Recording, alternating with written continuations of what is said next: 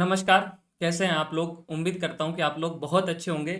और मैं फिर से वेलकम करता हूं आपका इस हमारी प्यारी सी म्यूचुअल फंड सीरीज के अंदर, जहां पे पिछली वाली वीडियो में हमने ये डिस्कस किया कि म्यूचुअल फंड आखिरकार है क्या, काम कैसे करता है, और जो आपकी इन्वेस्टमेंट हैबिट है ये बाय द टाइम आपको कितना बड़ा बेनिफिट देगी।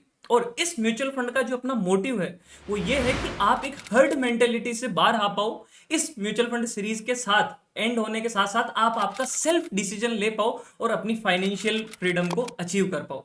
तो चलते हैं और शुरू करते हैं आज की म्यूचुअल फंड की वीडियो, जहां पे हमने पिछले बार की जो म्यूचुअल फंड की वीडियो थी जिसको हमने एंड किया था कि टाइप ऑफ म्यूचुअल फंड क्या है। आज हम उनको तो ऑफकोर्स जानेंगे ही, पर उससे पहले एक इंपॉर्टेंट चीज सीखेंगे, म्यूचुअल फंड का स्ट्रक्चर।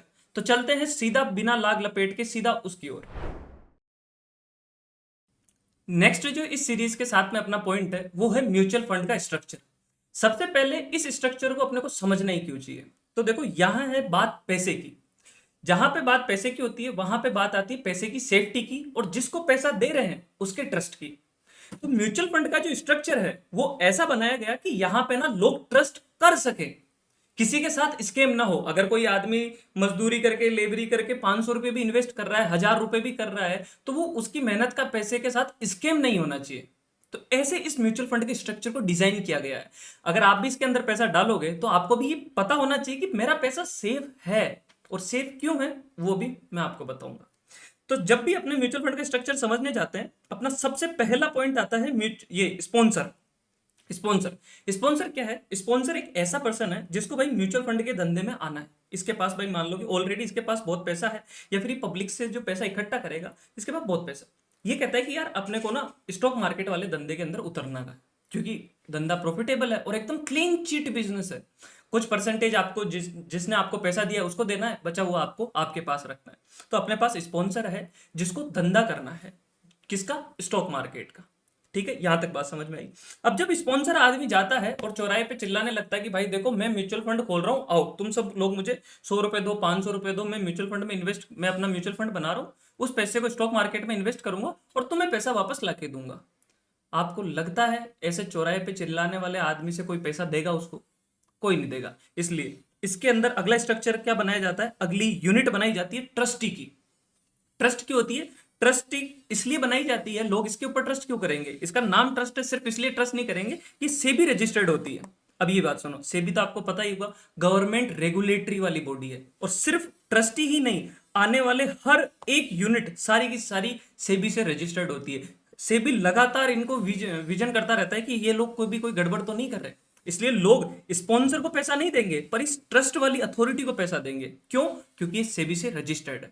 तो ठीक है, अब ये दोनों आपस में मिल जाते हैं कि स्पॉन्सर भाई तुम यहाँ हो, ये ट्रस्टी भाई हम यहाँ हैं, अब अपन दोनों आपस में धंधा करेंगे।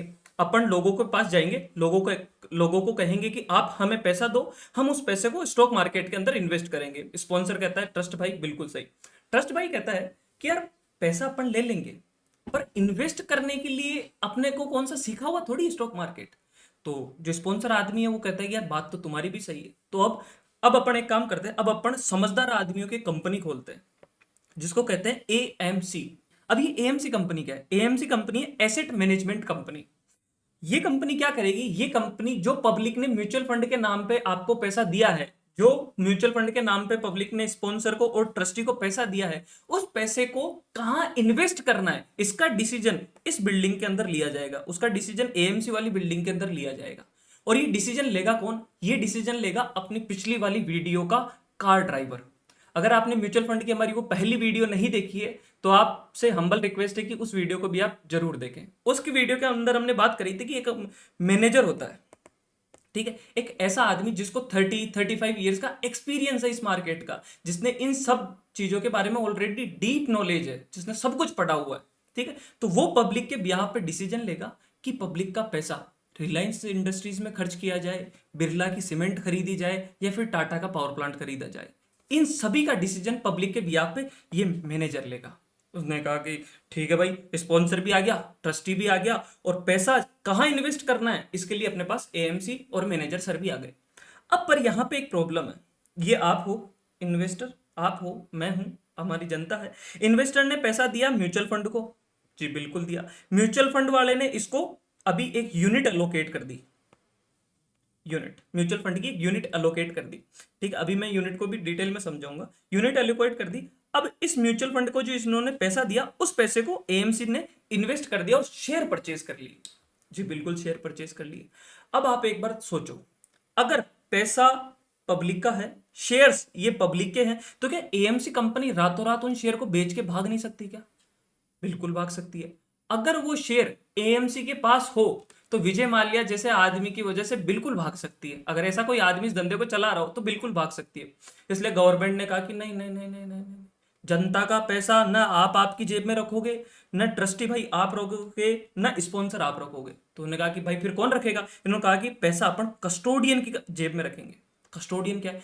कस्टोडियन एक विश्वास पात्र यूनिट है जो कि गवर्नमेंट रेगुलेट होती है, जिसको एसएबी भी रेगुलेट करता है। जहां पे पब्लिक का जो शेयर है वो म्यूचुअल फंड उसके पास रखता है कि भाई ये पब्लिक का शेयर है, इसको तू अपनी कस्टडी में रख। जब भी एएमसी को बेचना होगा या फिर कुछ खरीदना होगा तो वो कस्टोडियन को कह देगी और ये पब्लिक का पैसा कस्टोडियन रखेगा। इसको और बढ़िया से एग्जांपल के साथ मैं समझाता हूँ। अब फॉर एग्जांपल, जैसे ये मेरे पास 10 रुपए का नोट है, ठीक है। इस पैसे से मैं सिर्फ और सिर्फ 10 रुपए की कुछ चीज परचेज कर सकता हूं, इसलिए इस 10 रुपए की जो कस्टडी है वो मेरे पास है, ठीक है। पर इस 10 रुपए से सिर्फ और सिर्फ 10 रुपए की ही चीज मैं परचेज कर सकता हूं, ये कौन गारंटी लेता है? ये गारंटी लेता है आरबीआई। यहां पे लिखा रहता है ना कि मैं धारक को 10 रुपए देने का वचन अदा करता हूं, मतलब वो रिस्पॉन्सिबिलिटी ले रहा है कि अजय भाई जब भी आप इसको दुकान पे दोगे तब दुकान वाला आपको बदले में 10 रुपए की चीज दे देगा, ठीक है। कस्टडी मेरे पास है, वैल्यू इसकी आरबीआई दे रहा है। वैसे ही कस्टडी तो आज की डेट में भी कस्टोडियन के पास है अपने शेयर्स की, ठीक है, पर उनकी वैल्यू वैल्यू ट्रस्टी के पास है। ट्रस्टी कहेगा कि भाई बेच दे, कस्टोडियन बेच देगा। ट्रस्टी कहेगा कि भाई खरीद ले तो खरीद लेगा, ठीक है, पर रहेगा इसके पास। ये ट्रस्टी ये नहीं कहेगा कि भाई तूने रिलायंस के शेयर बेच दिए, कि हाँ बेच दिए, तो एक काम कर पैसा मेरे अकाउंट में भेज दे। कस्टोडियन मना कर देगा, नहीं भाई पब्लिक का पैसा तेरे अकाउंट में क्यों भेजू। समझ गए? बिल्कुल समझ गए। अब यहां पे एक और जो सबसे अलग यूनिट आती है वो होता है आरटीए, रजिस्टर्ड ट्रांसफर एजेंसी।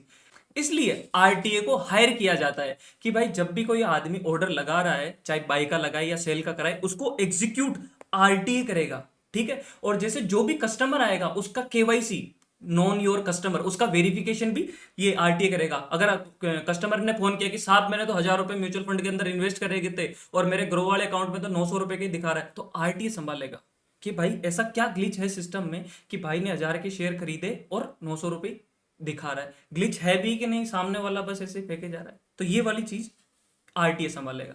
तो एक बार फिर से मैं इस स्ट्रक्चर को क्लीन चिट आपको समझा देता हूं। सबसे पहले आता है अपना स्पॉन्सर, जो कि पब्लिक के सामने जाता है, कहता है कि भाई मैं म्यूचुअल फंड के धंधे में उतरना चाहता हूं, स्टॉक मार्केट के धंधे में उतरना चाहता हूं, आप मुझे पैसा दो, मैं आपको रिटर्न दूंगा। पब्लिक कहती है नहीं भाई हमें आपके ऊपर ट्रस्ट नहीं है, तो स्पॉन्सर जाता है ट्रस्टी के पास, ठीक है। ट्रस्टी को कहता है कि ट्रस्टी भाई अपने को साथ में धंधा करना है। ट्रस्टी कहता है कि ओके, क्योंकि ट्रस्टी सेबी और गवर्नमेंट से रेगुलेट होता है, इसलिए ट्रस्टी पे ट्रस्ट किया जा सकता है।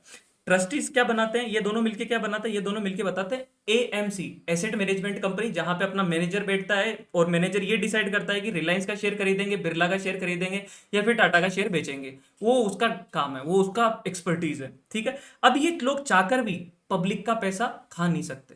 इसके बाद क्या आता है, इसके बाद कस्टोडियन आता है कि पब्लिक ने पैसा म्यूचुअल फंड को दिया, म्यूचुअल फंड से पैसा खरीदने का ऑर्डर है वो एएमसी ने लगाया, और जो शेयर खरीदे हैं वो कस्टोडियन के पास रहेंगे। समझ गए? रजिस्टर्ड ट्रांसफर एजेंसी क्या करेगी? रजिस्टर्ड ट्रांसफर एजेंसी सिर्फ इतना काम करेगी कि आपका वेरिफिकेशन कर देगी, केवाईसी कर देगी, ऑर्डर एग्जीक्यूट कर देगी। अगर कोई सिस्टम में ग्लिच आ रहा है तो उसकी सारी की सारी रिस्पॉन्सिबिलिटी आरटीए की होगी। That's it. समझ गए? आपका पैसा म्यूचुअल फंड में सेफ है। यही इसका पर्पस था। अब चलते हैं अगले अपने टॉपिक की तरफ, जिस टॉपिक के ऊपर अपन ने लास्ट वीडियो के अंदर बात की थी और एंड में जस्ट उसको छोड़ दिया था, और मैंने कहा था कि अगली वाली में अपन इसको डिस्कस करेंगे। वो है टाइप ऑफ म्यूचुअल फंड, कि म्यूचुअल फंड कितने टाइप के। क्योंकि देखो भाई सबका गोल अलग अलग हो सकता है। फॉर एग्जाम्पल, अगर कोई 20 साल का आदमी है जिसके पास 500 रुपए हैं, उसके पास बहुत जोश है कि भाई अपन ना एक काम करेगा, अपन आज रिलायंस का शेयर खरीदेंगे और पैसा डबल करवा देंगे। रिस्क है पर पैसा डबल भी हो सकता है। और एक 60 साल का आदमी आता है कि भाई ये मेरे पास 1000 रुपए, 10-50 हजार रुपए मेरी पेंशन के आते हैं, इनके साथ मैं रिस्क नहीं ले सकता। तो समझ रहे हो, एक 20 साल का आदमी है, उसके पास कैपिटल भी कम है पर उसकी जो रिस्क कैपेसिटी है वो बहुत ज्यादा है। एक 60 साल का आदमी है जिसकी रिस्क कैपेसिटी बहुत कम है। समझ रहे हो? तो इन दोनों को अलग अलग म्यूचुअल फंड में पैसा डालना पड़ेगा ना। इनमें से एक एक को समझते हैं और अपनी एज के बेस पे और अपने रिस्क कैपेसिटी के हिसाब से इनको न्यूट्रलाइज करेंगे कि आपको कौन से म्यूचुअल फंड में कितना पैसा इन्वेस्ट करना चाहिए। ठीक है, तो चलते हैं समझने की ओर। तो जो अपना पहला म्यूचुअल फंड का टाइप है, जो कि सबसे ज्यादा इंटरेस्टिंग, सबसे ज्यादा रिस्की और हाईएस्ट रिटर्न देने वाला है, वो है इक्विटी म्यूचुअल फंड। क्योंकि पुराने टाइम में, बीते कुछ सालों में, हर्षद मेहता, राकेश झुनझुनवाला जी, राधाकृष्ण दमानी जी, ये सब इक्विटी से ही ओरिएंटेड है। इन्होंने अपनी वेल्थ को एक्सपोनेंशियली ग्रो किया है सिर्फ और सिर्फ इक्विटी मार्केट की वजह से। ठीक है, तो अपना जो म्यूचुअल फंड है वो क्या करेगा, अपने जो सारे पैसे हैं, अब जैसे अपन ने 1,000 रुपए इसको म्यूचुअल फंड को दिए, मैनेजर साहब को, कि एसबीआई वाले मैनेजर को दिए कि साहब हमने आपको 1,000 रुपए दिए, आप हमारा सारा का सारा पैसा इक्विटी म्यूचुअल फंड के अंदर लगा दो, इक्विटीज के अंदर लगा दो। तो मैनेजर आता है कि चलो ठीक है। और मैनेजर क्या डिसाइड करेगा, मैनेजर डिसाइड करेगा कि अब वो किसी भी कंपनी के शेयर परचेज करेगा। मतलब ये जो आपने 1,000 रुपए दिए ना, इससे पूरा का पूरा वो इक्विटी ही खरीदेगा। ये टाइप होता है इक्विटी म्यूचुअल फंड का। इक्विटी म्यूचुअल फंड की सबसे खास बात क्या है कि ये हाई रिटर्न देने वाला है, आपको हाईएस्ट रिटर्न देगा over the period. Per annum अगर इसका रिटर्न देखा जाए तो जो सबसे सेफ है ना, उसका भी परसेंट 13 है, कि जो सबसे भी कम रिटर्न दे रहा है ना, वो भी 13% के आसपास तो रिटर्न आपको देगा ही देगा, जो कि एफडी से भी ज्यादा है। क्योंकि आज के डेट में एफडी का तो 6% ही है, ये एफडी से ज्यादा है। कुछ ऐसे भी इक्विटी म्यूचुअल फंड है जो कि पर ईयर आपको 25% से के सीएजीआर से रिटर्न देते हैं। 25%, समझ रहे? 25%। ये रिटर्न बहुत ही अनएक्सपेक्टेड और हाई रिस्क के साथ लिया जाता है, पर ये बिल्कुल पॉसिबल है सिर्फ और सिर्फ इक्विटी म्यूचुअल फंड में। तो इस इक्विटी म्यूचुअल फंड में सबसे पहले तो पैसा किसको डालना चाहिए? सबसे पहले इसके अंदर पैसा उसको डालना चाहिए जिसका जो रिस्क एपेटाइट है, रिस्क लेने की जो कैपेसिटी है, वो थोड़ी सी अच्छी हो। मतलब अगर आप एज के हिसाब से अगर इसको डिवाइड करो तो 18 प्लस और 14 माइनस, मतलब जो 18 साल से बड़ा है और 40 साल से कम है, वो इस म्यूचुअल फंड के अंदर पैसा डाल सकता है। क्योंकि अगर साल 2 साल के लिए म्यूचुअल फंड डगमगाता भी है, मार्केट्स नीचे भी रहते हैं, आपका रिटर्न कम भी आता है ना, तो भी आप, क्योंकि आप छोटी एज में हो, तो लंबे टाइम तक आप उसके अंदर कंटिन्यूअस इन्वेस्टमेंट रख पाओगे। समझ गए? नेक्स्ट पे चलते हैं। अगला है अपना हाइब्रिड म्यूचुअल फंड। ये बहुत इंटरेस्टिंग है। ये ना पूरा का पूरा, जैसे आपने वो देखा है, वो एक वो वेट वाला, पहले हमारे मारवाड़ी में उसको थाकड़ तौलिया कहते हैं। ठीक है, जिसके अंदर दोनों तरफ ना वेट को बैलेंस किया जाता है। ठीक है, तो ये हाइब्रिड म्यूचुअल फंड क्या करता है, आपके कुछ पैसे के कुछ पोर्शन को तो डालेगा इक्विटी में, ठीक है, कुछ को डालेगा कमोडिटी में, या फिर कुछ को आप ये डेट के अंदर भी डाल सकता है। अभी मैं डेट भी समझाऊंगा कि डेट क्या होता है। ठीक है, ठीक। अब कमोडिटी के अंदर क्या है, गोल्ड ले लिया, सिल्वर ले लिया, इक्विटी तो अपन ने समझ लिया। अब क्या होता ना, अगर किसी म्यूचुअल फंड के अंदर आपने पैसा डाला जो कि सिर्फ और सिर्फ इक्विटी खरीदता है, और आपने 2008 के अंदर पैसा डाला, तो भाई 2012 तक तो उसने कोई खास रिटर्न दिया ही नहीं। क्यों? क्योंकि उस टाइम इक्विटी मार्केट पूरा का पूरा ठंडा पड़ा था। ठीक है, नहीं दिया। अगर उस टाइम आपने 2012 के बाद अगर आपने गोल्ड में इन्वेस्ट किया होता, तो 2018 तक आपको वो कोई रिटर्न नहीं देता, एकदम एवरेज और मॉडरेट रिटर्न देगा। ठीक है, तो ये क्या म्यूचुअल फंड क्या करेगा कि जब इक्विटी नहीं चल रहा तब इसका गोल्ड चलेगा, जब गोल्ड नहीं चल रहा तो इक्विटी चलेगा। मतलब हमेशा कोई ना कोई ऐसी एसेट में इन्वेस्ट ये करेगा जो कि हमेशा चलती रहेगी। इसका सबसे अच्छा बेनिफिट क्या है, ये ना आपके रिस्क को मैनेज कर देता है। क्योंकि अगर इक्विटी मार्केट कुछ टाइम तक क्रैश करता है ना, तो गोल्ड बढ़ना शुरू हो जाता है। अभी आप देख रहे हैं कि अपने जो इंडियन स्टॉक मार्केट का है, वो अभी हाई वोलेटिलिटी इंडेक्स के अंदर सबसे पीक पे है, क्योंकि उसके अंदर वोलेटिलिटी बढ़ी हुई है, थोड़ा रिस्क भी बढ़ा हुआ है, क्योंकि ट्रंप का, टैरिफ का, कई सारे ग्लोबल में लफड़े हो रहे हैं, उसकी वजह से इक्विटी में रिस्क बढ़ा हुआ है। तो देखो गोल्ड ने 35% रिटर्न दे दिए, तो सबसे ज्यादा पैसा कौन कमाएगा? Hybrid mutual fund. जबकि इसी टाइम पीरियड के बीच निफ्टी ने नेगेटिव रिटर्न दिए 2 से 4% के। समझ गए? तो इसके अंदर किसको इन्वेस्ट करना है? इसके अंदर आप में से ऐसा कोई हो जिसको भाई अपना रिस्क मैनेज करके चलना है, कि भाई थोड़ा रिस्क भी हो पर रिटर्न भी हो। ऐसा जिसको भी करना, उसके लिए हाइब्रिड म्यूचुअल फंड सबसे बेस्ट है। ठीक, नेक्स्ट टाइप की तरफ चलते हैं, डेट म्यूचुअल फंड। देखो मैं ना थोड़ा रिलैक्स हो जाता हूँ, आप भी हो जाओ, क्योंकि यही एक ऐसा म्यूचुअल फंड है जो कि अपना इंडिया का इंफ्रास्ट्रक्चर आज की डेट में बिल्ड कर रहा है। समझ रहे हो? ये दुनिया का सबसे सेफेस्ट म्यूचुअल फंड होता है, जो कि प्रूव करता है कि जब तक आपका देश जिंदा है, जब तक आपकी गवर्नमेंट जिंदा है, तब तक ये म्यूचुअल फंड आपकी जेब में रिटर्न देता ही देता रहेगा। क्योंकि ये इतना ज्यादा सेफ है, क्योंकि इसके अंदर रिस्क इतना कम है, इसलिए इसका रिटर्न भी बहुत कम है। इसका रिटर्न की एफडी की से को तो बीट कर ही देता है। 6 से 8% का रिटर्न आज की डेट में ये म्यूचुअल फंड देता है। अब क्या है ना, समझो, इधर इधर आपने पैसा डेट म्यूचुअल फंड को दिया। अब म्यूचुअल फंड, वो डेट म्यूचुअल फंड क्या करेगा, डेट म्यूचुअल फंड फोन करेगा गवर्नमेंट को कहेगा कि देखो भाई मेरे पास पब्लिक का पैसा पड़ा है और मैं आपकी बॉन्ड खरीदना चाहता हूँ। गवर्नमेंट कहेगी कि चलो अब हम आपको बॉन्ड दे देंगे। अभी जो बॉन्ड खरीदा ये क्या है, ये क्या है, गवर्नमेंट ने डिसाइड किया कि आज की डेट में मैं ना जयपुर से लेकर अहमदाबाद तक एक ऐसा इंफ्रास्ट्रक्चर बनाऊंगी, एक ऐसा शानदार हाईवे बनाऊंगी कि गाड़ियां जाए स्पीड के अंदर, कोई रोक टोक नहीं, कोई टोल टैक्स नहीं, बस स्पीड से स्पीड में पहुंचे, ट्रांसपोर्टेशन को फास्ट करे। इस इंफ्रास्ट्रक्चर को बिल्ड करने के लिए गवर्नमेंट की जेब में पैसा नहीं है, तो गवर्नमेंट क्या करेगी, गवर्नमेंट एक नोट जारी करेगी जिसको हम क्या कहेंगे, बॉन्ड। ठीक है। अगर ये थोड़ा सा नॉन इंटरेस्टिंग हो रहा है, अगर आपके समझ नहीं आ रहा तो कोई बात नहीं, पर आप इसको सुन लो। ये मेरा आपसे वादा है कि ये चीज बहुत इंपॉर्टेंट है और कहीं ना कहीं आपके सामने आएगी आएगी। ठीक है। अब गवर्नमेंट ने बॉन्ड रिलीज किया। बॉन्ड क्या है, बॉन्ड एक टाइप का कॉन्ट्रैक्ट है जो कि म्यूचुअल फंड खरीदा। बॉन्ड ये प्रॉमिस करता है कि मैं हर साल आपको कुछ फिक्स रिटर्न देता रहूंगा, जिसकी गारंटीड रिटर्न मैं आपको देता रहूंगा, बदले में आप मेरा ये बॉन्ड खरीद लो। तो म्यूचुअल फंड क्या करेगा, म्यूचुअल फंड ने ये बॉन्ड खरीदा गवर्नमेंट का, गवर्नमेंट ने को जो इस म्यूचुअल फंड ने पैसा दिया उससे गवर्नमेंट ने इंफ्रास्ट्रक्चर बिल्ड किया और हर साल म्यूचुअल फंड को वापस वो रिटर्न देता रहा। ऐसा करके डेट म्यूचुअल फंड होता है। तो आप समझ गए कि सबसे सेफ क्यों है, क्योंकि इसकी गारंटी खुद गवर्नमेंट लेती है। अगर जब तक इंफ्रास्ट्रक्चर है तब तक गवर्नमेंट बॉन्ड है, प्राइवेट बॉन्ड है, मल्टीपल होते हैं, कभी इसके ऊपर भी अलग से बात करेंगे। पर आज की डेट में सबसे सेफेस्ट म्यूचुअल फंड अगर कोई है तो वो है डेट म्यूचुअल फंड। ठीक है, अगले पे चलते हैं। अगला है सॉल्यूशन ओरिएंटेड फंड। ये भी बहुत इंटरेस्टिंग फंड है। ये सॉल्यूशन ओरिएंटेड से नाम से ही पता चल रहा है कि ये ना सिर्फ और सिर्फ एक ऑब्जेक्टिव के हिसाब से होता है।